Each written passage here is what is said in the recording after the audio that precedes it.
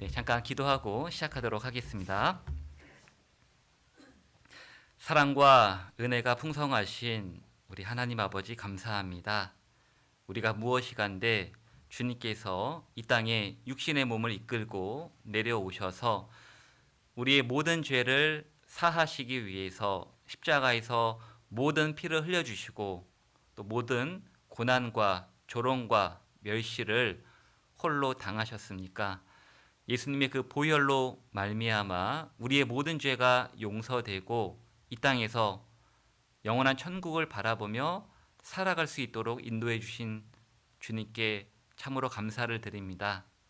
구원받고 살아가는 가운데 아직 주변에 구원받지 못한 우리 가족들, 친지들, 또 가까운 지인들이 너무나도 많습니다.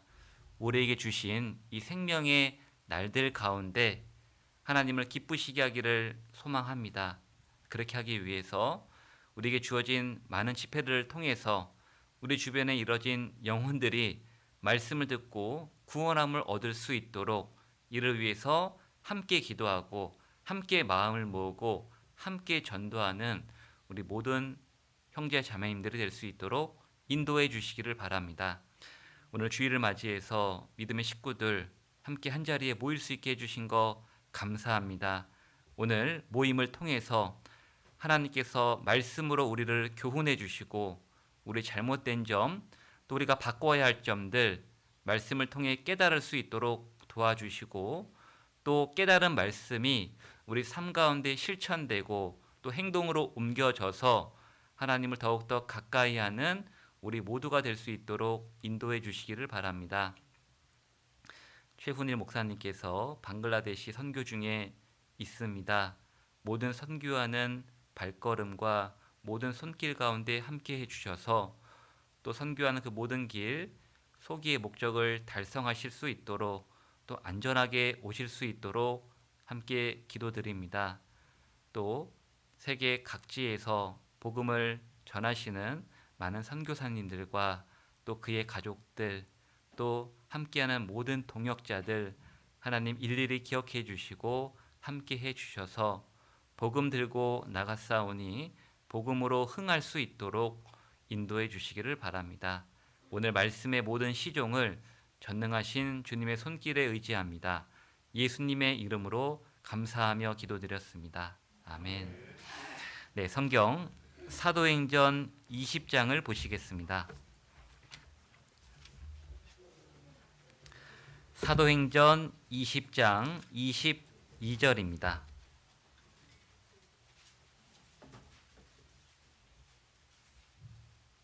사도행전 20장 22절부터입니다.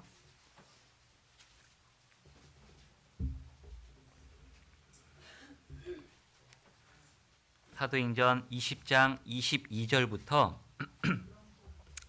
24절까지를 제가 읽어보겠습니다. 20장 22절부터입니다. 보라, 이제 나는 심령의 매임을 받아 예루살렘으로 가는데 저기서 무슨 일을 만날는지 알지 못하노라. 오직 성령이 각 성에서 내게 증거하여 결박과 환난이 나를 기다린다 하시나 나의 달려갈 길과 주 예수께 받은 사명 곧 하나님의 은혜의 복음 증거하는 일을 마치려 하면은 나의 생명을 조금도 귀한 것으로 여기지 아니하노라. 네, 거기까지입니다. 방금 읽은 말씀은 우리가 잘 알고 있는 사도 바울께서 전도 여행 중에 있었던 일들을 말하고 있습니다. 자, 바울은 자신이 3년 동안 전도했었던 에베소 교회, 그 에베소 교회 장로들을 초청해서 마지막 당부의 말을 방금 전하고 있습니다. 자, 왜 마지막 당부의 말이라고 말할 수 있냐면요, 이제 다시는 에베소 교회 장로들이 바울을 보지 못하기 때문에 그렇습니다. 자, 20장 25절입니다. 20장 25절을 함께 읽어보겠습니다. 보라, 내가 너희 중에 왕래하며 하나님 나라를 전파하였으나 지금은 너희가 다 내 얼굴을 다시 보지 못할 줄 아노라. 자, 바울은 에베소 교회 장로들과의 만남이 마지막임을 알고 있었습니다. 그리고 이제 곧 예루살렘으로 올라가게 되는데 여기 23절에 보시면 오직 성령이 각 성에서 내게 증거하여 결박과 환란이 나를 기다린다 하시나. 자, 바울은 예루살렘으로 올라가는데 결박과 환란이 있음을 알고 있었습니다. 자, 그것이 있다고 알고 있었지만 하나님의 은혜의 복음을 증거하는 일을 마치려 하면은 나의 생명을 조금도 귀한 것으로 여기지 않겠다라고 또한 고백하고 있습니다. 자, 우리는 성경을 읽을 때요, 가끔 너무 감정 없이 읽을 때가 있는 것 같습니다. 특히 이런 말씀을 읽을 때도 그렇죠. 여러분, 이 말씀 읽을 때 어떻습니까? 바울의 감정이 느껴지십니까?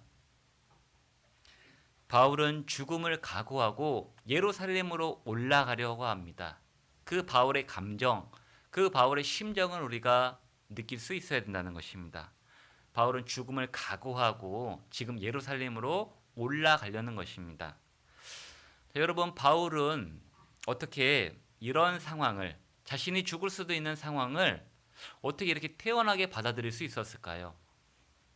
어떻게 이런 말을, 나는 내 생명을 조금 더 귀한 것으로 여기지 않겠노라고 어떻게 그런 말을 담대하게 할 수 있었을까요? 단지 바울이라서 그랬을까요? 바울은 그럴 수 있어, 바울이니까 당연한 것일까요? 왜 바울은 당연하다고 우리는 생각을 할까요? 바울도 우리와 똑같은 사람인데 말입니다. 사도행전 14장에 보면은 그런 말씀이 있습니다. 바울이 이런 말을 했죠. 우리도 너희와 같은 성정이 같은 사람이라, 그런 말을 했습니다. 자, 우리는, 그 말을 했던 바울과 바나바를 말하는데요. 나와 바나바는 너희와 같은 성정을 가진 사람이라고 말했습니다. 여러분, 성정의 뜻이 무엇일까요? 성정. 본성과 마음입니다. 우리도 너희와 같은 본성을 갖고 있고 너희와 같은 마음을 갖고 있는 사람이라고 고백을 했습니다. 자, 사람은 원래 태어날 때 어떤 본성을 갖고 태어날까요? 문제를 한번 내보겠습니다. 자, 사람의 본성을 크게 세 가지로 구분을 합니다. 첫 번째는 성선설이죠. 사람은 날 때부터 선하게 태어난다. 그리고 성악설이 있죠. 사람은 태어날 때부터 악하게 태어난다. 그리고 또 하나는 성무선악설입니다. 사람은 선하지도 악하지도 않은데 어떤 후천적인 환경에 의해서 선하다, 악하다가 결정된다고 하는데요. 무엇이 맞을까요? 성선설, 성악설, 성무선악설, 어떤 것이 맞을까요? 성악설이죠. 네. 우리 성경 강연회 때 다 배웠습니다. 사람은 날 때부터 악한 본성을 갖고 태어나죠. 죄성을 갖고 태어난다는 것입니다. 자, 사람은 악하게 태어나기도 하고, 그리고 어려서부터 마음에 계획하는 바가 악하다라는 말씀도 있죠. 자, 창세기 8장을 찾아보시겠습니다. 창세기 8장 21절입니다.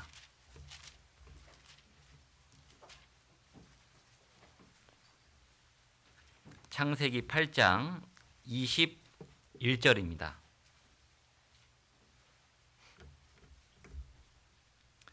창세기 8장 21절 말씀을 함께 읽어보겠습니다. 여호와께서 그 향기를 흠양하시고 그 중심에 이르시되 내가 다시는 사람으로 인하여 땅을 저주하지 아니하리니 이는 사람의 마음에 계획하는 바가 어려서부터 악함이라. 내가 전에 행한 것 같이 모든 생물을 멸하지 아니하리니. 자, 하나님이 말씀하셨습니다. 사람의 마음에 계획하는 바가 어려서부터 어떻다고요? 악하다고요. 하나님이 보셨을 때 사람은 어려서부터 마음에 계획하는 바가 악하다라고 했습니다. 자, 바울도요, 그 위대한 바울도 우리와 똑같은 악한 본성을 갖고 태어났고요. 그 마음에 계획하는 바가 어려서부터 악했다라는 것입니다. 자, 그런데 바울도 우리가 똑같은 그런 사람이라는데 어떻게 에베소 교회 장로들에게 내가 이제 곧 예루살렘으로 올라갈 텐데 거기서 결박이 무엇입니까? 붙잡히는 거잖아요. 그리고 환난입니다. 잡혀서 고통을 당하는 것이죠. 고문을 당할 수도 있고요. 심지어 죽을 수도 있는 것이죠. 그런 결박과 환난이 나를 기다린다고 하더라도 내가 하나님의 은혜의 복음을 증거하는 일을 마치려 하면은 나의 생명을 조금도 귀하게 여기지 않노라고 어떻게 말할 수 있냐라는 것입니다. 우리가 똑같은 사람인데요. 똑같은 악한 본성, 똑같이 마음에 계획하는 바가 악한 사람인데 왜 바울은 그러냐는 것입니다. 여러분, 우리가 죽는 상황을 우리가 미리 알 수 있다면 그것을 우리가 쉽게 받아들일 수 있을까요? 우리 건강검진을 합니다. 했는데요. 말기암이라고 판정을 받았다고 쳐봅시다. 말기암이래요. 청천벽력 같은 소리겠죠. 건강검진 받으러 갔는데 말기암이라는 소리 들으면요. 정말 충격받을 것입니다. 그런데 의사 선생님이 그러는 거예요. 6개월 남았습니다. 예를 들어서요. 6개월 남았습니다라고 여러분들에게 말씀을 드리면 그래도 6개월 남았으니까 위로가 될까요? 야, 그래도 다행이다. 그래도 6개월 남았네. 그런 마음이 들까요? 아니요. 전혀 그런 마음 안 들 것입니다.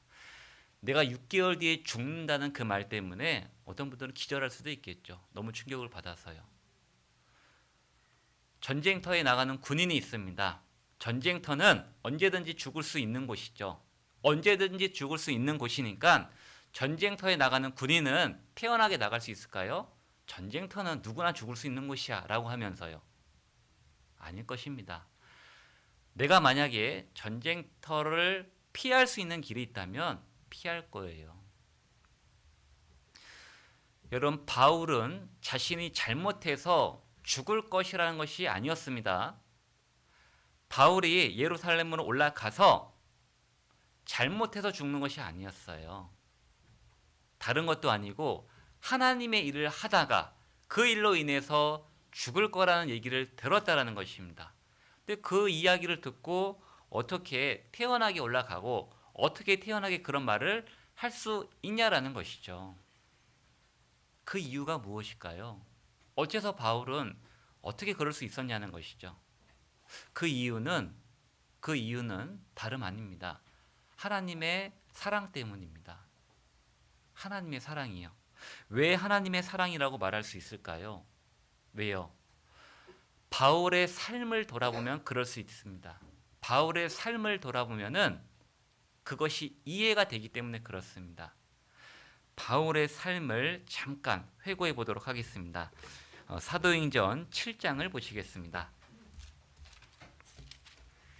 사도행전 7장 57절입니다. 신약성경 199페이지 부근에 있습니다. 사도행전 7장 57절입니다.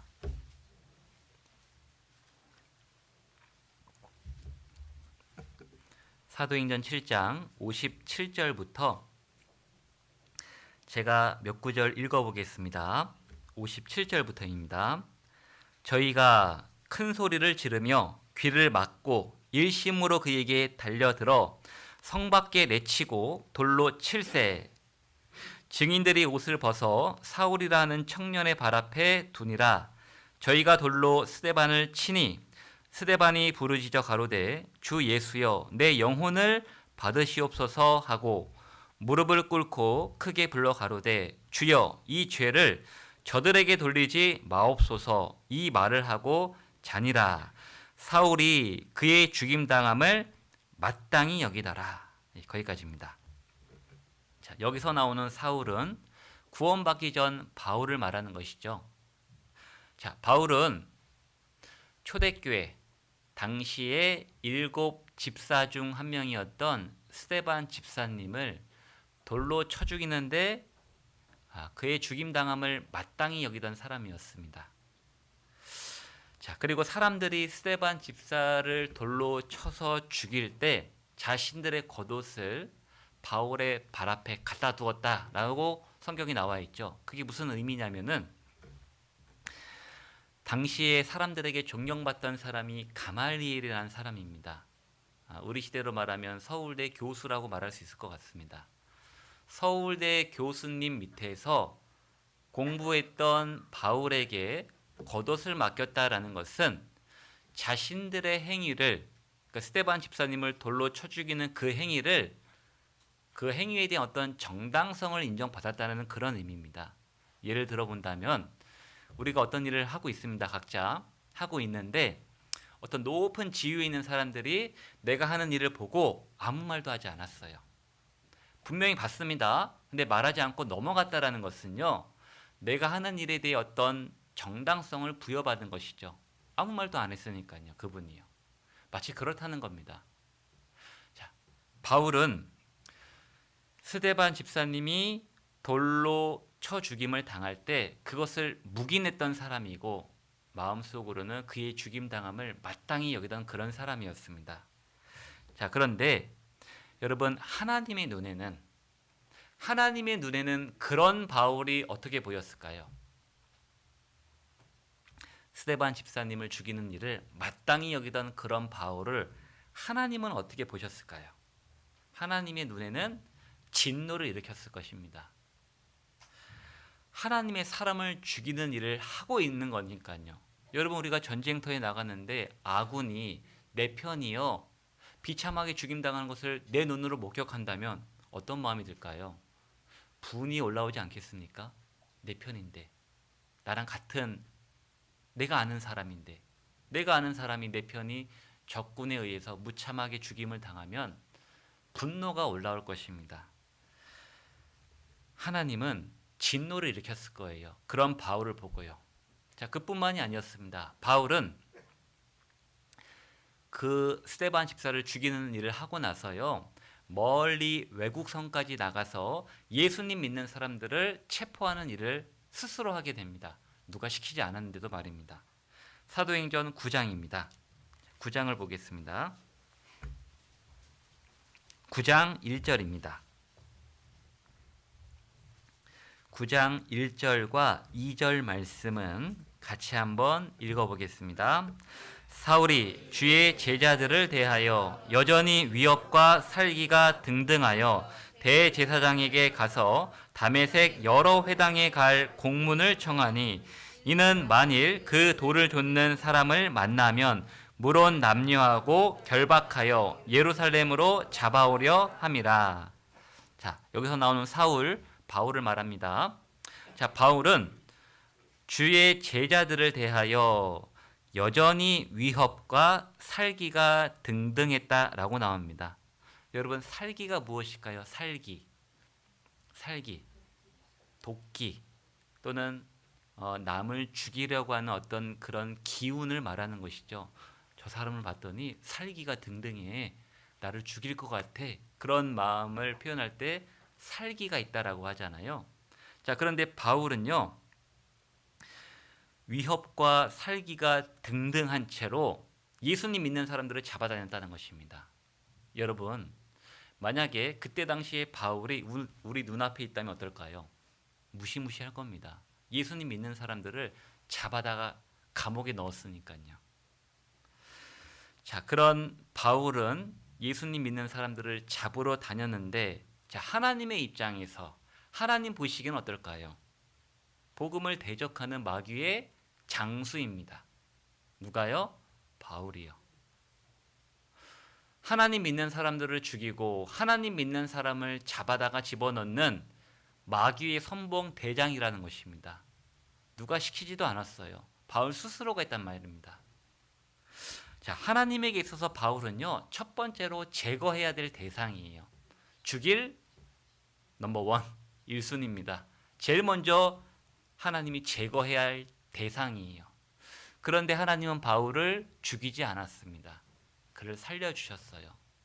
자, 하나님이 마음만 먹으셨다면요, 바울 이렇게 했을 것 같아요. 이렇게 하면 어떻게 될까요? 가는 거죠. 네. 죽는 것입니다.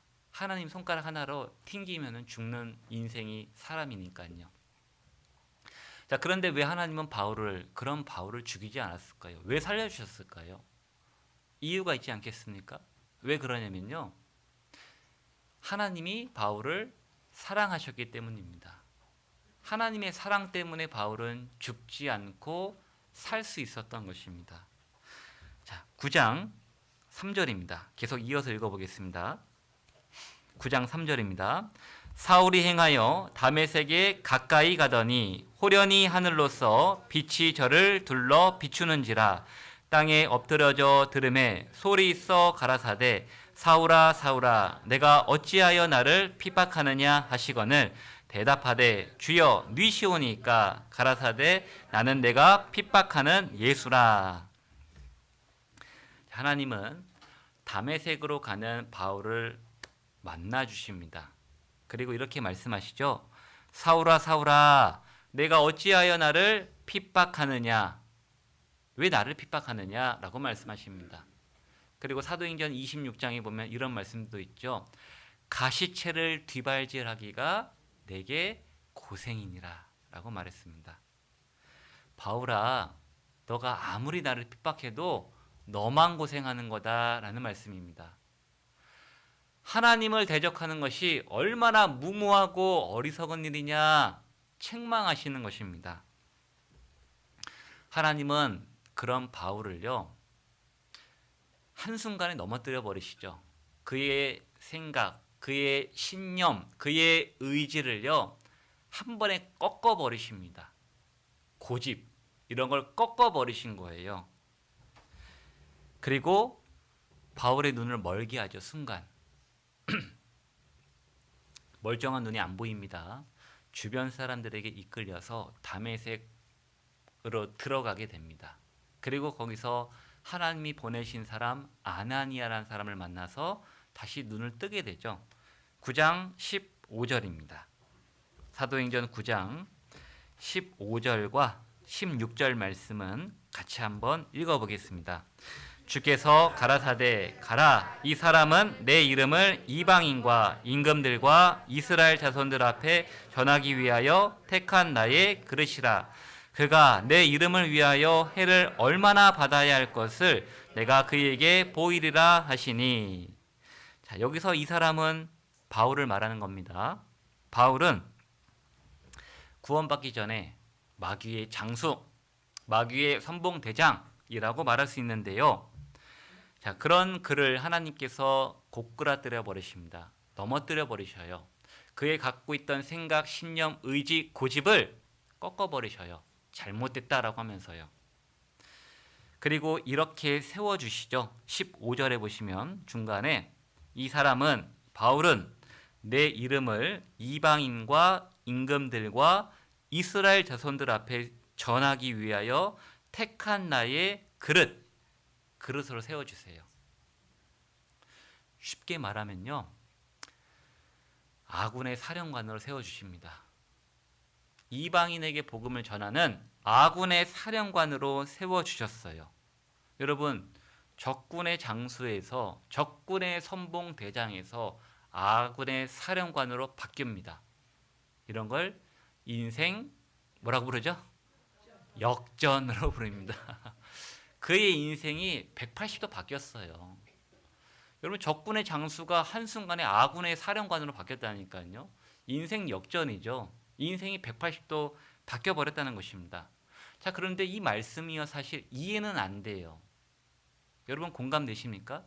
조금 전까지 아군을 죽이던 사람이 갑자기 아군의 사령관이 됐다는 거예요.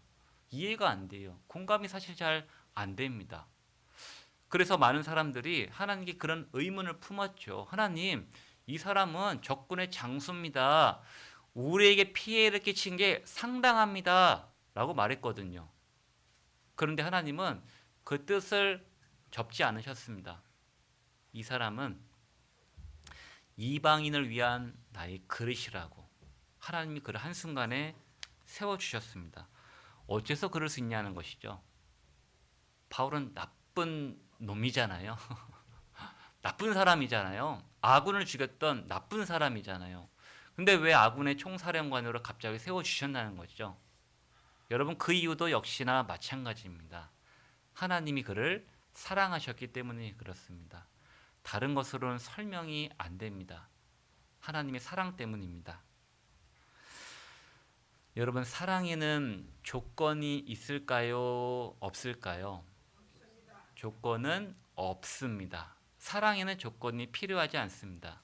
예를 들어서 당신이 나를 사랑하니까 나도 당신을 사랑할게요. 이거는 사랑이 아니죠. 그건 사랑이 아니죠. 당신이 나를 사랑하니까 나도 당신을 사랑합니다. 그런 것은 사랑이라고 말할 수 없을 것입니다. 부모는 자식을 사랑합니다. 이유가 있을까요? 이유는 없습니다. 무조건이죠. 무차별입니다. 자식이라고 차별해서 사랑하지 않습니다. 조건을 따지지도 않습니다. 갑자기 생각나는 게 있네요. TV에 보니까요, 그런 광고가 나오더라고요. 묻지도 따지지도 않고 가입해 준다고요. 무슨 광고일까요? 보험 광고입니다. 와, 묻지도 따지지도 않고 보험을 가입해 준대요. 야, 대단한 보험이죠. 부모의 사랑이 사실 그렇습니다. 자식을 사랑할 때 조건을 따지지 않죠. 차별하지 않는다라는 것입니다. 자식이 부모에게 함부로 대하고 자식이 부모 속을 징하게 썩여도요, 부모는 자식을 사랑합니다. 이유가 있을까요? 이유가 없습니다. 무조건이죠. 그것이 사랑입니다. 사랑에는 조건이 필요하지 않죠. 하나님은 바울을 조건 없이 사랑하셨던 것입니다. 만약에 조건을 따졌다면 어땠을까요? 첫 번째로 죽어야 될 사람이에요. 사실은요. 그런데 하나님은 바울을 죽이기는커녕 살려주셨습니다. 그리고 구원해 주셨죠. 거기에는 이유가 없는 거예요. 왜요? 사랑하니까요. 사랑하기 때문에 아무 조건이 필요 없었던 것입니다. 하나님의 사람을 죽이는 적군의 장수, 적군의 선봉 대장이었지만 그를 구원하셨고 그를 아군의 사령관으로 세워주셨습니다. 그 이유는 다른 거 없습니다. 하나님이 그를 사랑하셨기 때문에 그렇습니다. 자, 그런데 이 바울이 하나님을 대적할 때부터 구원받기까지의 과정이 사실 우리와 다르지 않습니다. 우리와 다르지 않아요. 우리는 하나님을 몰랐을 때 죄가 죄인 줄도 모르고 죄를 물마신 같이 매일같이 짓고 살았습니다. 그렇지 않습니까? 미워하는 자마다 살인하는 자라고 말씀하셨습니다. 구원받기 전에는, 아니 하나님의 말씀을 듣기 전에는 미워하는 게 왜 죄야 이렇게 생각했을 거예요. 그런데 하나님의 법은 미워하는 자가 살인자래요. 우리가 살아오면서 얼마나 많은 사람을 미워했습니까? 남편도 미워하고 아내도 미워하고 부모님도 미울 때가 있고 자식조차도 미울 때가 있지 않습니까? 우리는 너무나도 많은 사람들을 살인했습니다. 하나님의 법의 기준으로요. 그런 살인자가 천국에 들어갈 수 없지 않습니까? 원래는요. 근데 우리는 들어갈 수 있는 사람이 되었습니다. 여자를 보고 음욕을 품는 자마다 마음에 이미 간음하였느니라. 이 세상의 법은요, 실제로 행동을 했을 때 간음죄지만 하나님의 법은 그렇지 않죠. 마음으로 생각한 것만으로도 간음죄라는 것입니다. 남자만 그럴까요? 여자도 마찬가지죠. 남자를 보고 음욕을 품는 자마다 마음에 이미 간음하였느니라. 우리는 수많은 사람들을 간음했습니다. 그런 간음자가 어떻게 천국에 들어갈 수 있냐는 것이죠. 그뿐만이 아닙니다. 부모를 공경하라. 우린 부모를 공경하지 못할 때가 많습니다. 거짓말하지 말라. 탐내지 말라. 골로새서 3장에 보면 탐심은 우상 숭배니라 라는 말씀이 있습니다. 우리가 무언가를 갖고 싶은 탐심이 있다면요, 하나님 보시기에 우상을 섬기는 거예요. 나 외에 다른 신을 섬기지 말라라고 말씀하셨지 않습니까? 우리는 정말 죄를요, 물 마신 같이 지었던 그런 사람들이라는 것입니다. 우리는 천국에 들어갈 수 없는 죄인이었죠. 그런데 하나님이 우리를 살려주셨고 구원해 주셨다는 것입니다. 여기 계신 분들 가운데에는요, 바울처럼 구원받기 전 바울처럼 하나님의 복음을 대적하고 하나님 믿는 사람들을 핍박하던 분들도 계실 겁니다. 그런데 하나님은 그런 우리 생명을 거두어 가지 않으셨습니다. 우리가 몰랐지만 그때 우리를 거두어 가지 않으시고요, 우리를 살게 해주셨고 우리로 하여금 구원을 받게 해주셨다는 것입니다. 그 사랑에는 조건이 없었죠. 그래서 우리가 지금 구원받고 이 자리에 있는 것입니다. 바울처럼 말입니다. 여러분, 바울은 하나님의 그 사랑을 깨달았어요. 내가 과거에 어떤 일을 하고 살았는지 본인이 알잖아요. 근데 그런 나를 살려주시고 구원해 주신 하나님의 사랑을 깨달았어요. 그리고 그의 삶이 완전히 바뀌어버립니다. 그래서 그 사랑을 철저하게 깨달았기 때문에 내가 지금 예루살렘을 올라갈 건데 거기 올라가면은 내가 결박당하고 내가 환난당할 수 있더라도 내 생명을 조금 더 귀한 것으로 여기지 않을 수 있었던 것입니다. 그 사랑을 알았기 때문에 그래요. 그 사랑을 깨달았기 때문에 그렇습니다. 그런데 중요한 것이 하나 있습니다. 그 이유가 전부일까요? 하나님의 사랑을 깨달았기 때문에 그렇게 죽음을 각오하고 올라갈 수 있었냐는 것입니다. 제가 왜 이런 말씀을 드리는지 아십니까? 우리와 바울이 다르기 때문에 그렇습니다. 여기 계신 분들도 다 하나님의 사랑을 받았습니다. 다 구원 받으셨을 것입니다. 그러니까 이 자리에 계시는 것이죠. 그런데 우리는 바울처럼 살지 않거든요. 그런데 우리의 삶은 바울과는 다릅니다. 왜 그럴까요? 똑같은 사랑을 받았는데 말입니다. 왜 그럴까요? 바울은 어떤 환난이 있더라도 내 생명을 조금 더 귀한 것으로 여기지 않겠노라고 어떻게 그런 상황을 받아들이고 어떻게 그런 말을 태어나게 할 수 있냐라는 거예요. 우리와 바울의 차이는 무엇일까요? 왜 우리는 바울처럼 살지 않을까요? 신앙생활 하다가요, 참 우리 마음이 좁을 때가 많다는 것을 많이 느낍니다. 교회 안에서도 어떤 조그만 내 이익이 손해보게 되면요, 마음이 상하죠. 하다못해 조금 있으면 점심 식사할 텐데요, 밥 먹고 줄 서지 않습니까? 누가 내 앞에 새치기를 딱 해요. 그 마음이 순간 상하죠. 우리는 그것조차도 마음에 받아들이질 못하죠. 왜 새치기 하는 거야? 마음에 판단하게 되고 정죄하게 되지 않습니까? 왜 우리는 바울처럼까지도 못하더라도 왜 그런 것조차도 마음에 담을 수가 없을까요? 받아들일 수가 없을까요? 바울과 우리 차이는 무엇일까요? 바로 하나님의 사랑을 느끼는 깊이가 다르기 때문에 그렇습니다. 사랑을 느끼는 깊이가 너무나 다른 거예요. 여러분, 사랑을 느끼는 깊이가 분명 있습니다. 깊이가 있어요. 내가 어렸을 때 생각하는 부모님이 나를 사랑하는 그 사랑의 깊이와 내가 성장해서 결혼해서 자식을 낳고 키워보면서 느끼는 부모가 자식에 대한 사랑의 깊이는 다릅니다. 확연히 다르죠. 천지 차이? 어렸을 때 부모님이 나를 사랑하는 거 우린 다 알았습니다. 부모님은 나를 사랑하셔. 알고 있죠. 갖고 싶은 게 있으면 다는 아니더라도 사주시고 가끔 놀러도 가고 생일 때는 선물도 사주십니다. 부모님이 나를 사랑한다는 거 우리는 알고 있습니다. 그런데 그 사랑의 깊이는 얼마나 될까요? 아이가 생각하는 부모가 나를 사랑한다는 그 사랑의 깊이요. 부모님이 나에게 잘해주시니까, 물론 야단치시고 심하게 꾸중하실 때도 있죠. 그래도 잘해주시기 때문에 나를 사랑한다고 느낍니다. 내게 먹을 것, 입을 것, 그리고 선물도 주시니까요. 그리고 내가 어려울 때는 부모님은 최선을 다해서 나를 도와주시기 때문에 나를 사랑한다는 거 알고 있습니다. 그런데 그 정도였어요.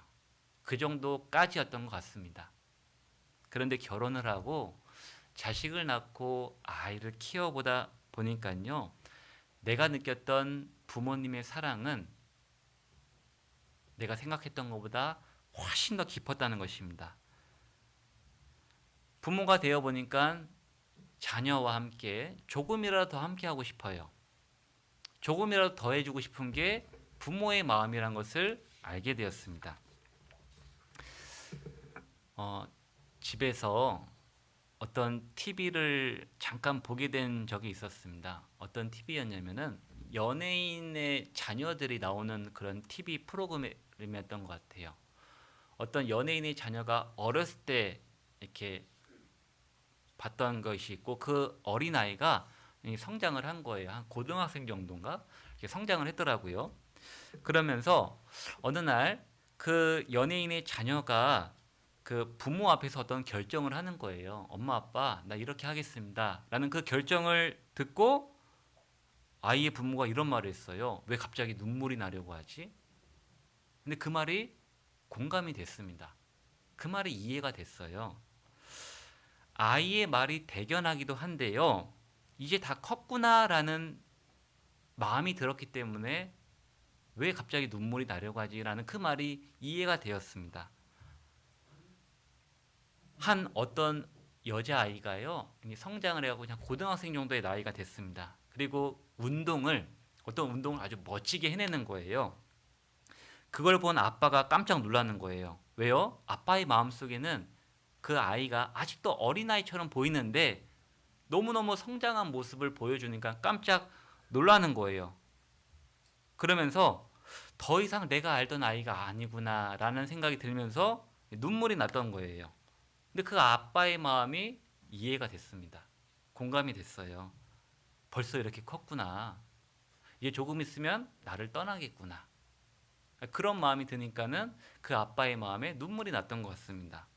자, 그게 부모의 마음인 것 같습니다. 그게 부모의 마음이죠. 자식이 부모님이 자신을 사랑한다는 그 깊이보다 부모는 자식을 훨씬 더 깊이 사랑하는 것이죠. 자, 다시 말씀으로 돌아와 보겠습니다. 바울이 어떻게 예루살렘으로 올라가서 결박과 환란이 기다린다고 하더라도 올라갈 수 있었을까요? 어떻게 그 상황을 받아들이고 어떻게 그런 말을 할 수 있었냐는 것이죠. 그리고 왜 우리는 바울처럼 살지 못할까요? 똑같은 사랑을 받았는데 말입니다. 똑같이 하나님의 사랑을 받았지만 그 사랑을 알고는 있지만 하나님의 사랑을 느끼는 깊이가 다르기 때문에 그렇습니다. 내가 느끼는 하나님의 사랑의 깊이와 바울이 느끼는 하나님의 사랑의 깊이는 다르기 때문에 그렇습니다. 에베소서 3장을 보시겠습니다. 에베소서 3장 17절입니다.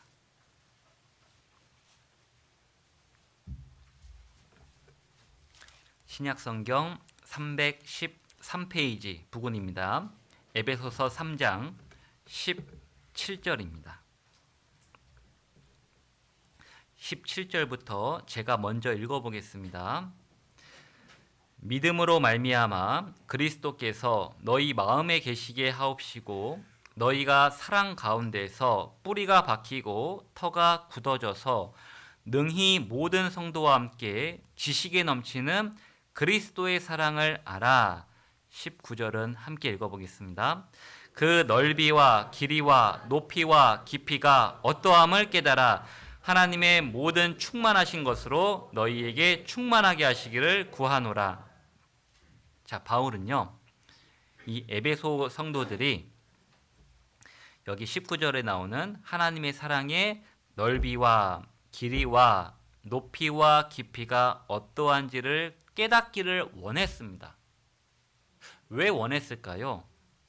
하나님의 사랑이 얼마나 넓은지, 얼마나 긴지, 얼마나 높은지, 얼마나 깊은지 깨달을수록, 알수록, 느낄수록 그들의 삶이 바뀌기 때문에 그렇습니다. 여러분, 사랑을 깨닫고 알고 공감하고 느끼면 느낄수록 그 사랑에 대한 반응이 나오거든요. 삶이 바뀌거든요. 이 네 가지 넓이와 길이와 높이와 깊음은 어떤 하나님의 사랑의 광대함을 표현해 주시는 것인데요. 오늘 말씀 주제는 하나님의 사랑의 깊이니까 깊이라고 좀 통일을 좀 해보겠습니다. 자, 깊이. 깊음에 대한 뜻이 성경 제일 먼저 나온 곳이 창세기 2장에 보면 나와 있습니다. 창세기 2장이요. 여호와 하나님이 아담을 깊이 잠들게 했다라는 말씀이 있습니다. 그리고 뭐 하셨죠, 하나님이? 갈빗대 하나를 취해서 하와를 만들었잖아요. 여러분 얼마나 깊이 잠들었으면 갈빗뼈 하나 뽑아가도 몰랐을까요? 정말 깊이 잠들었다는 거겠죠. 그리고 사울도요. 깊이 잠든 적이 있었습니다. 깊이 잠들어서 다윗에게 죽을 뻔했죠. 근데 다윗은 하나님의 기름 부음 받은 사람을 내가 절대 죽이지 않겠노라고 해서 죽이지 않았습니다. 사울도 깊이 잠들었었어요. 그리고 사도행전을 보면은 바울이 새벽 늦게까지 말씀을 전하다가 3층에서 떨어져 죽은, 졸다가 떨어져 죽은 유도고라는 청년이 있었습니다. 자, 아담, 사울, 유도고도 그랬고요. 깊이 잠이 든 것조차도 우리 삶에 영향이 있어요. 그렇죠? 큰 영향이 있는 거지 않습니까? 왜요? 생명과 연관되어 있기 때문에 그렇습니다. 깊이 잠들어서 하와라는 생명이 태어났죠. 깊이 잠들었기 때문에 다윗에게 죽을 뻔했죠. 유도고라는 청년은 실제로 죽었습니다. 죽었다가 하나님이 다시 살려주셨던 것이죠. 자, 깊이 잠든 것조차도 우리 삶에 큰 영향이 있어요. 왜요? 죽고 사는 일이 생기니까요. 여러분 신앙생활에 다양한 모습의 깊이가 있습니다. 다양한 모습의 깊이가요. 그 다양한 모습의 깊이에 따라서 우리의 신앙생활에 큰 영향이 있습니다. 그리고 그 영향은 우리의 남은 인생을 결정할 수도 있죠. 남은 인생의 삶을 어떻게 살지가 결정될 수도 있고요. 어떤 것들은 우리의 영혼까지도 연결된다는 것입니다. 하나님의 사랑으로 시작되는, 하나님의 사랑으로 파생되는 신앙생활에 다양한 종류의 깊이가 있습니다. 뭐가 있을까요? 말씀을 대하는 깊이가 있습니다. 말씀을 대하는 깊이요. 성경에서 말씀을 대하는 깊이가 달랐기 때문에 운명이 바뀌고 영원히 바뀐 분들이 있지요. 누가 있을까요? 가인과 아벨이 있습니다. 가인과 아벨. 아담과 하와의 자녀였던 가인과 아벨이요. 자, 가인과 아벨은 엄마 아빠 아담과 하와로부터 에덴 동산에서 있었던 이야기를 들었을 것입니다. 자, 아담이 이렇게 설명을 했겠죠. 엄마 하와가 먼저 하나님이 먹지 말라고 한 선악과를 먹었고 그리고 나에게도 주어서 나도 먹었다. 그래서 우리가 하나님 앞에 죄인이 되었다.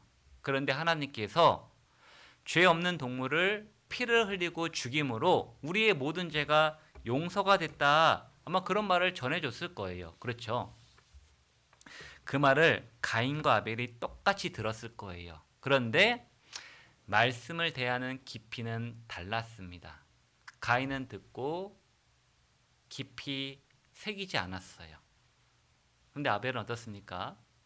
그 반복되는 말 가운데서 하나님이 죄를 어떻게 처리하시는구나, 어떻게 하면 죄가 용서되는구나를 알게 되었죠. 그래서 누가 시키지도 않았지만 양의 첫 새끼를 들여서 그 죄사를 인정받았습니다.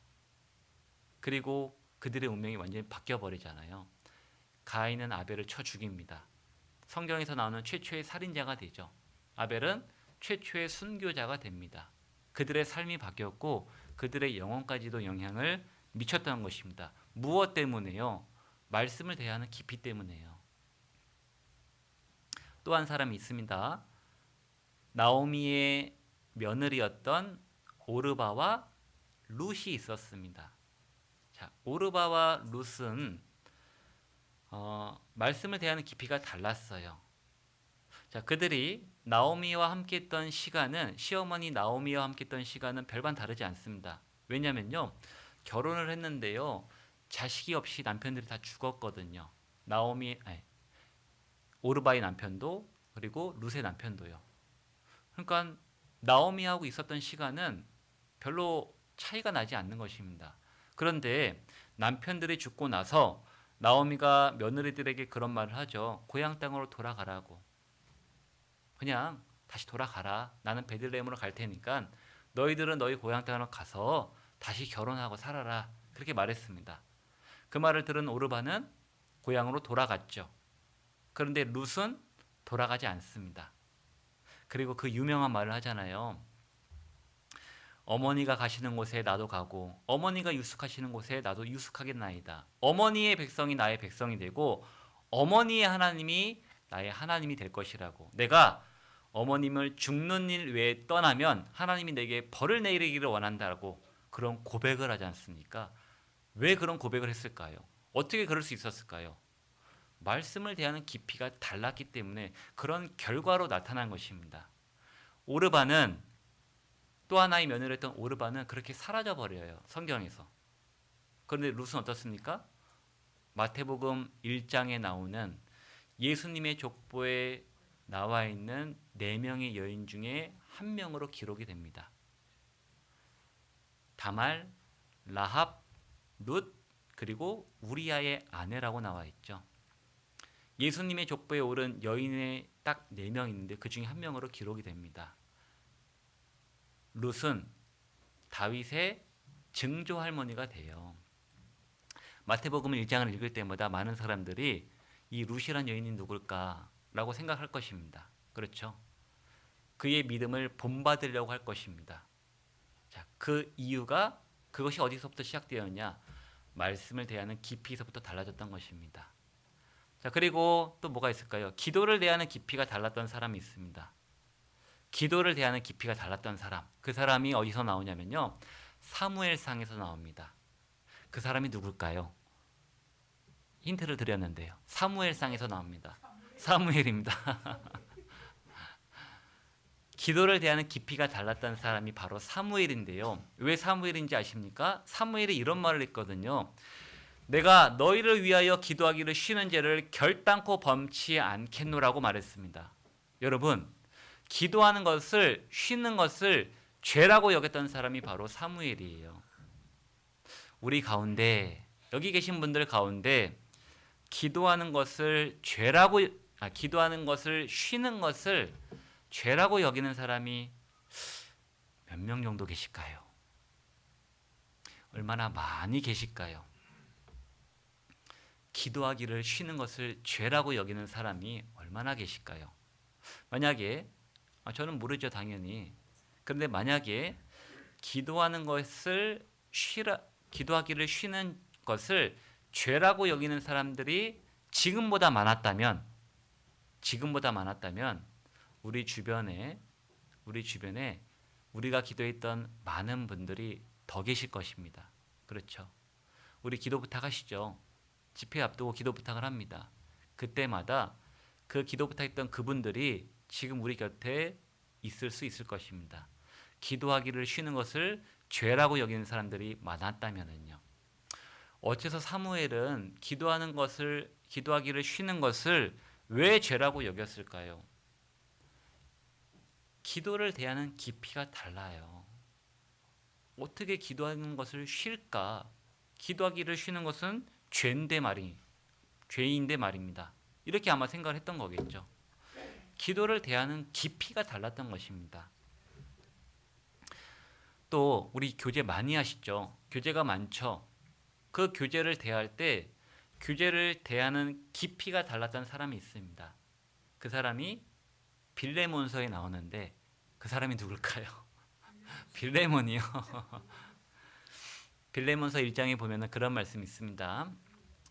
내 믿음의 교제가 우리 가운데 있는 선을 알게 하고 그리스도께 미치도록 역사하느니라 라는 말씀이 있습니다.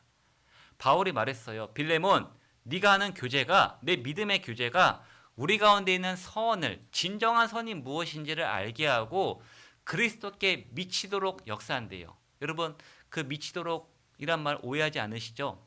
미치는 게 무엇입니까? 도는 것이 아니죠. 도는 것이 아니고 도달하는 겁니다. 그리스도께 도는 게 아니고요. 도달하는 것, 이르는 것입니다. 그러니까는 빌레몬에 있던 모든 교제들은요, 그 교제를 통해서 우리 가운데 있는 선을 알게 하고 하나님께 도달하도록 역사했다라는 거예요. 여러분, 우리가 하는 교제 가운데서, 형제 자매님들이 교제하는 것 가운데서 다 교제라고 부르기 어려운 것들이 있죠. 마태복음 18장에 보면은 두세 사람이 내 이름으로 모인 곳에는 나도 그들 중에 있느니라 라는 말씀이 있지요. 그래서 두세 사람이 모였다고 해서 그렇다고 다 교제라고 할 수 있는 것은 아닙니다. 그래서 두세 사람 이상이 모인 형제 자매님들 가운데서 등산하러 가시죠. 운동도 하시고 교제도 하십니다. 근데 그 모든 것들을 다 교제라고 부르진 않지요. 다 갖다 붙이는 것이 아니라는 것입니다. 두세 사람이 모였다고 해서요. 어떤 모임은 모였는데, 우리 형제 자매님들이 모였는데 어떤 신앙에 대한 교제는 없고 어떤 세상적인 교제만 있을 때도 있습니다. 그런 것은 교제라고 부르기가 어렵지요. 교제라고 부를 수 없는 것입니다. 그런데 그런 분들이 있으면 안 되겠지만 그런 분들이 계셔요. 어떤 형제님하고 어떤 자매님하고 교제를 하는데 이상하다, 하나님에 대해서는 전혀 교제가 안 돼요. 세상적인 것에만 교제가 돼요. 왜요? 그분의 마음에 있는 모든 것들이 말을 통해 나오는데 하나님에 대한 것은 전혀 없어요. 세상적인 것에만 교제를 한다면은 그분과 교제를 하면 마음이 상할 때가 많아요. 뜨거워지는 것이 아니에요. 오히려 냉랭해지고 차가워지고 더 세상에 대해서 관심을 쏟아야 되나? 라는 생각이 들 때가 있거든요. 우리가 그런 사람이 되면 안 되죠. 내가 우리 형제 자매들하고 교제할 때요, 어떤 사람하고 교제하더라도 하나님에 대해서, 우리 신앙에 대해서 교제할 수 있는 그런 사람이 내가 되면은요, 내 주변에 사람들이 몰릴 것입니다.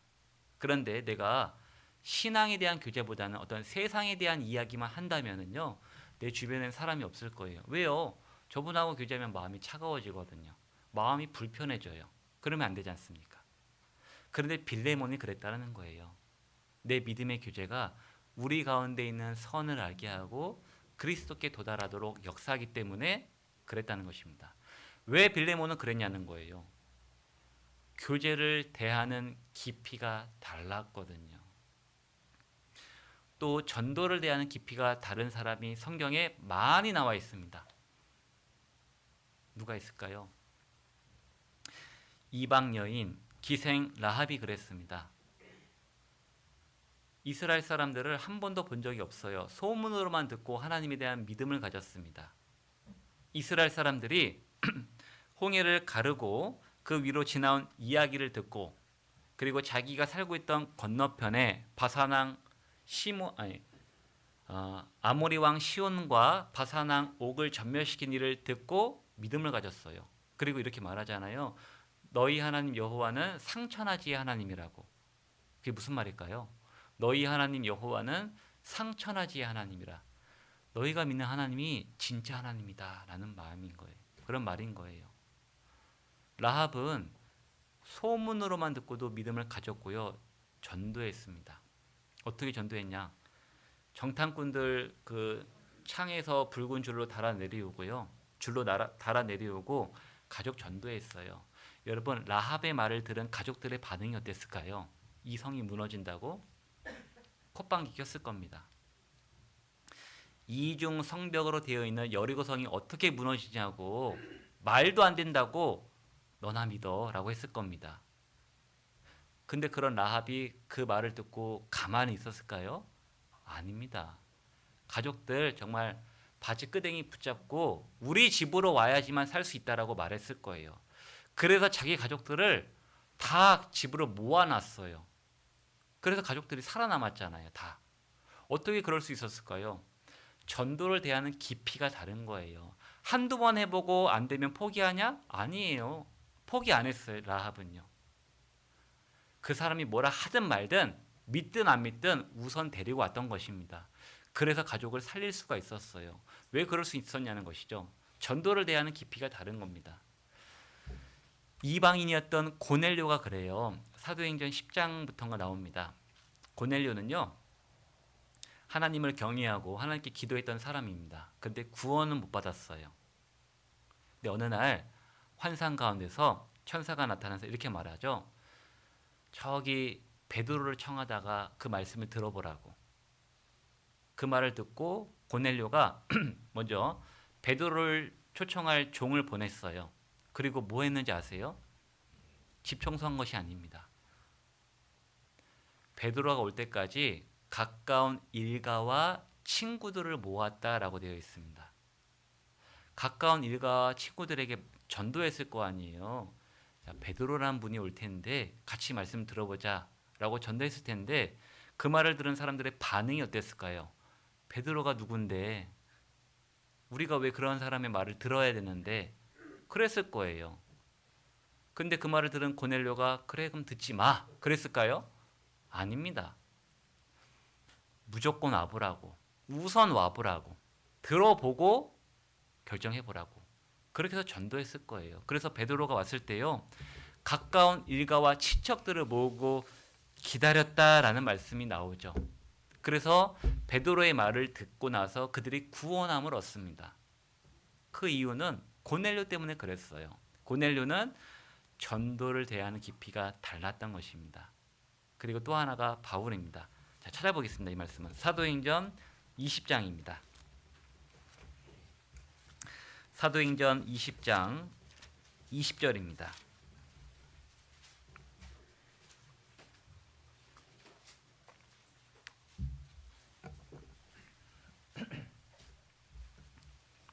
사도행전 20장 20절입니다. 네, 함께 읽어보겠습니다. 유익한 것은 무엇이든지 공중 앞에서나 각 집에서나 꺼림이 없이 너희에게 전하여 가르치고. 자, 유익한 것은 하나님의 말씀이죠. 바울이 깨달은 말씀입니다. 유익한 것은 하나님의 말씀은 무엇이든지 공중 앞에서나, 공중은 많은 사람들을 말하는 것입니다. 바울은요, 하나님의 말씀을 많은 사람들 앞에서 전했습니다. 그렇게 하려면요, 용기가 있어야 돼요. 그리고 자신이 전하는 메시지에 확신이 있어야 됩니다. 그렇지 않으면요, 사람들 앞에 설 이유도 없고 설 자신도 없었을 거예요. 근데 바울은 공중 앞에서 전하기를 꺼리지 않았어요. 주저하지 않았다는 것입니다. 그리고 20절에 각 집에서나 각 집에서 개개인적으로 권면하는 것도 꺼리지 않고 전했다는 것입니다. 여러분, 우리가 생전 모르는 사람에게 말씀을 전하려고 할 때는요, 말씀에 대한 확신과 말씀에 대한 자신이 없으면은 말 못 붙입니다. 그렇지 않습니까? 말씀 한번 들어보시게요. 하나님은 살아계십니다. 그런 말을 했을 때 하나님이 살아있는지 어떻게 알아요? 저는 그런 말도 들어봤습니다. 죽음 이후에 끝이 아닙니다. 심판이 있습니다. 라고 말씀드렸더니 죽어봤어? 그러시더라고요. 어떤 어르신께서. 죽어봤어? 어떻게 죽음이 끝이 아니고 심판이란 게 있어? 천국과 지옥이 있는지 어떻게 알아? 죽어봤어? 이렇게 물어보시더라고요. 근데 제 마음속에 죽으면 정말 끝이 아니라는 확신이 없었다면요, 거기서 그쳤을 거예요. 근데 거기서 그치지가 않을 수밖에 없잖아요, 우리는요. 왜요? 정말 심판이 있기 때문에. 왜요? 영혼이 있으니까요. 말씀에 나의 이 가죽 이것이 썩은 후에 내가 육체 밖에서 하나님을 본다라는 말씀도 있고, 한 번 죽는 것은 사람에게 정하신 것이요 그 후에는 심판이 있다라는 말씀도 있기 때문에요, 우리는 전할 수밖에 없는 것입니다. 그 사람이 믿든 안 믿든 공감해주건 공감해주지 않던 전하는 거예요.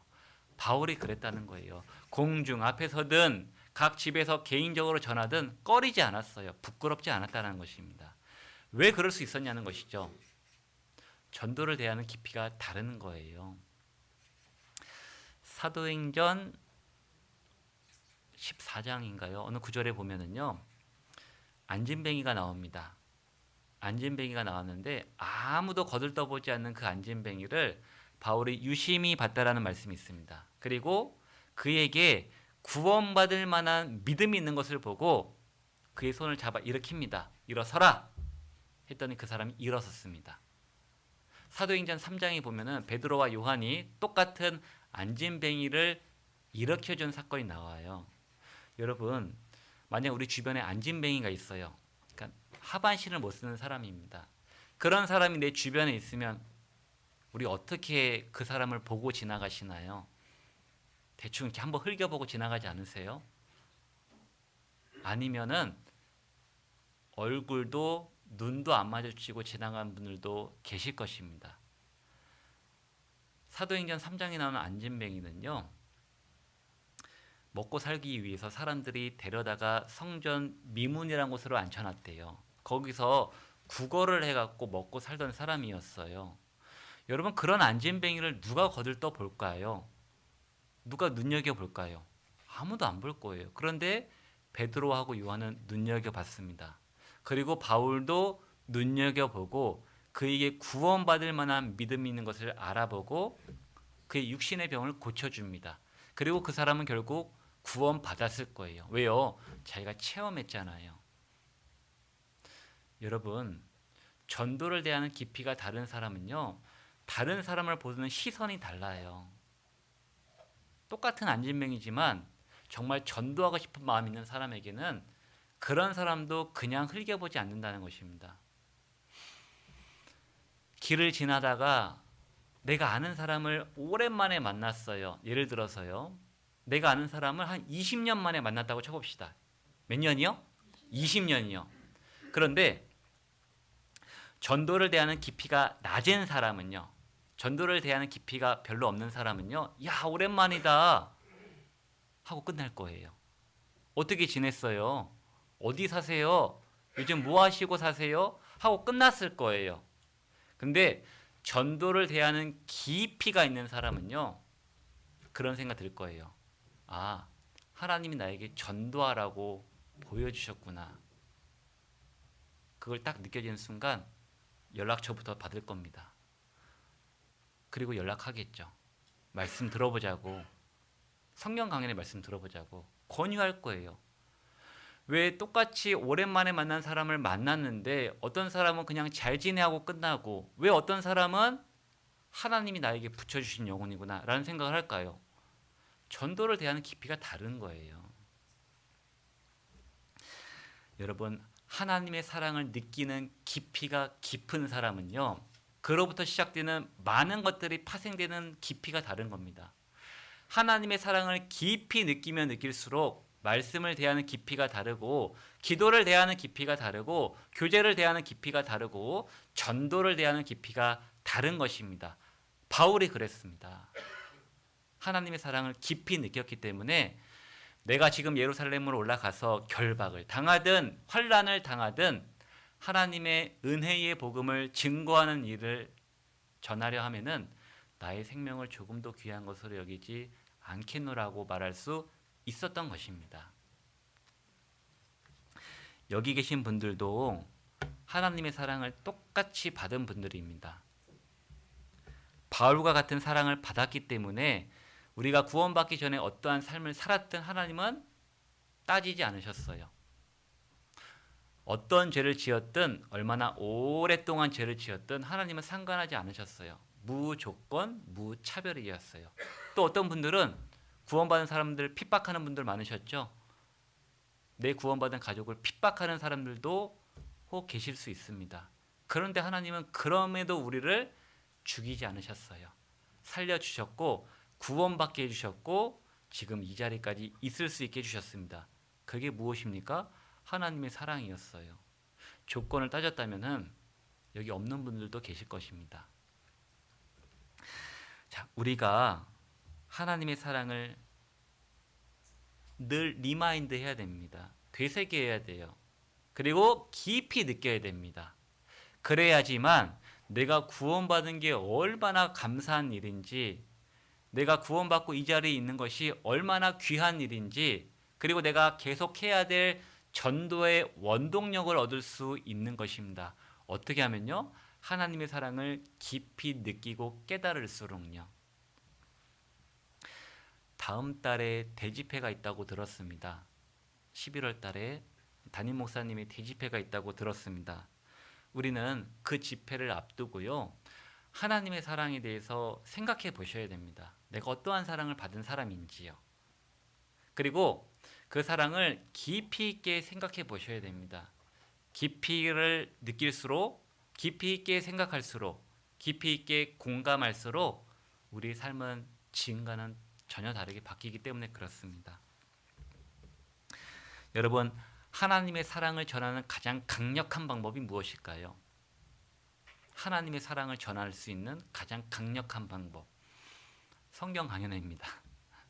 성경 강연회입니다. 요한복음 3장 16절에 하나님이 세상을 이처럼 사랑하사 독생자를 주셨으니 라는 말씀이 있죠. 하나님이 세상에 있는 모든 사람들을 얼만큼 사랑하셨는지 독생자를 주셨대요. 그 사랑을 알게 하려면 어떻게 해야 될까요? 성경 강연에 듣게 하는 것입니다. 그렇지 않습니까? 우리가 수요 말씀과 주일 말씀은 하나님의 사랑을 받은 사람이 앞으로 어떻게 살아갈지에 대한 말씀이시죠. 우리가 수요 말씀 듣고 주일 말씀 듣고 하나님이 나를 구원해 주셨구나라는 것을 깨닫기는 사실 너무 어렵습니다. 말씀의 포커스가 거기에 맞춰져 있지 않기 때문에 그렇죠. 이제 구원 받았으니까 이렇게 살아야 됩니다. 이렇게 변화되어야 됩니다라는 말씀이지 않습니까? 그래서 정말 성경 강연의 말씀을 통해서만이 구원받지 않은 사람이 구원받을 수가 있습니다. 하나님의 사랑을 깨달을 수가 있어요. 그 사랑을 깨달을수록 우리 역시도, 먼저 구원받은 우리도 깨달으면 깨달을수록, 들으면 들을수록 우리의 삶이 바뀔 것입니다. 왜요? 깊이가 깊어지거든요. 깊이가 깊어질수록 우리의 삶이 바뀌기 때문에 그렇습니다. 우리가 사랑장이라고 해서 고린도전서 몇 장을 암송을 하죠? 13장입니다. 고린도전서 13장을 사랑장이라고 하잖아요. 그래서 그 사랑장 처음 시작이 내가 사람의 방언과 천사의 말을 할지라도 사랑이 없으면 뭐라고 나와 있죠? 소리나는 구리와 울리는 꽹과리에 불과하다고요. 여러분, 우리한테 사랑이 없으면요, 내가 교회 안에서 어떤 큰 일을 한다 하더라도요, 하나님 보시기엔 소리나는 구리 정도, 울리는 꽹과리 정도밖에 안 되는 거예요. 사랑이 없으면요. 사랑이 없으면 내가 아무것도 아니고, 사랑이 없으면 내게 아무 유익이 없다라고 말씀하십니다. 신앙생활에 가장 중요한 것이 하나님의 사랑을 자꾸 되새기고 그리고 깊이 있게 느끼는 거예요. 사울이 바울이 될 수 있었던 것, 그리고 바울이 죽음조차도 결심하고 예루살렘으로 올라갈 수 있었던 것은 하나님의 사랑 때문이었습니다. 그리고 그 사랑을 깊이 있게 느꼈던 것입니다. 우리가 이런 바울의 삶을 통해서 우리도 동일하게 받은 하나님의 사랑을 되새기셔야 됩니다. 그리고 그 사랑을 내 삶에 적용하셔야 돼요. 듣고만 끝나면 안 됩니다. 나도 그렇게 살아봐야겠다. 내 삶에 적용을 시켜야지 우리 신앙생활이 발전하는 것입니다. 그래서 이번 주가 10월 마지막 주입니다. 이번 주 금요일이 되면 11월이 시작되는 거죠. 10월도 사실 다 끝났습니다. 남은 11월과 남은 12월 뭐 해야 될까요? 추수하셔야 됩니다. 추수. 지금 추수 때잖아요. 아직 주변에 구원받지 않은 영혼들이 많으실 겁니다. 내가 올해 초에 정말 이 사람 전도해 봐야겠다라고 했는데 아직 구원 못 받은 분들이 계시죠. 그분들을 추수하셔야 됩니다. 감사하게도 11월 달에 집회가 한번 남은 것으로 알고 있습니다. 그 집회 때요, 대집회 때요, 우리 각자 한 영혼씩 추수해야겠다라고 생각하셔야 됩니다. 전도는 임원이 하는 거예요. 전도는 구원받은 지 오래되신 분이 하는 거 아니에요? 아닙니다. 우리가 다 같이 하는 겁니다. 왜요? 그 사랑을 받았으니까요. 대집회 때요, 나도 한 명을 추수해야겠다. 지금부터 기도하고 지금부터 움직이셔야 됩니다. 그랬을 때 그 집회 첫날에 정말 이 장소가 미어 터질 것입니다. 행복한 고민해야겠죠. 이 장소가 넘치면 어떡하지? 우린 그런 고민을 하고 전도해야 됩니다. 그래서 남은 한 달이란 시간 동안에요, 이 바울이 받은 사랑 우리도 받았습니다.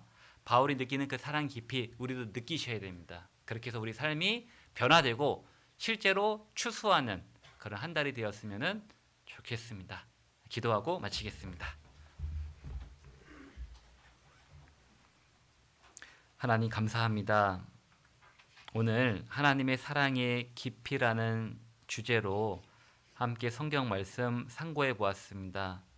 바울은 하나님을 알기 전에 하나님을 믿는 사람들을 죽이고 핍박하는 일을 하던 사람이었습니다. 그런데 그를 하나님께서 조건 없이 사랑해 주셨기에 그를 살려주셨고 또 그 사람을 구원시켜 주셨습니다. 그 사랑을 깨달은 바울은 그의 삶이 너무나도 바뀌었습니다. 훗날 예루살렘으로 올라갈 때 예루살렘에서 어떤 결박과 환란이 나를 기다린다고 하더라도 하나님의 은혜의 복음을 증거하는 일을 마치려 하면은 나의 생명을 조금도 귀하게 여기지 않겠노라고 고백을 하게 됩니다. 그 사랑은 하나님의 사랑이었고 바울은 그 사랑을 깊이 있게 깨달았기 때문에 그렇게 삶을 살 수 있었던 것입니다. 동일하게 하나님의 사랑을 받은 여기 계신 세종교회 우리 형제 자매님들, 그 사랑을 다시 한번 기억하고 되새기면서 그 바울의 삶을 우리도 살기를 소망합니다. 더욱더 하나님의 사랑을 깊이 있게 느낄 수 있도록 도와주시고 11월에 있을 성경 강연회를 통해서 우리도 느끼고 아직 알지 못하는 사람들도 그 사랑을 알 수 있도록 우리가 지금부터 추수할 수 있도록 인도해 주시기를 바랍니다. 선교 중이신 담임 목사님 무사히 안전하게 또 그곳에서 그 목적을 온전히 달성하시고 오실 수 있도록 같은 마음으로 기도드립니다. 이후에는 모든 시간 온전히 주님께만 의지하오며 예수님의 이름으로 감사하며 기도드렸습니다. 아멘.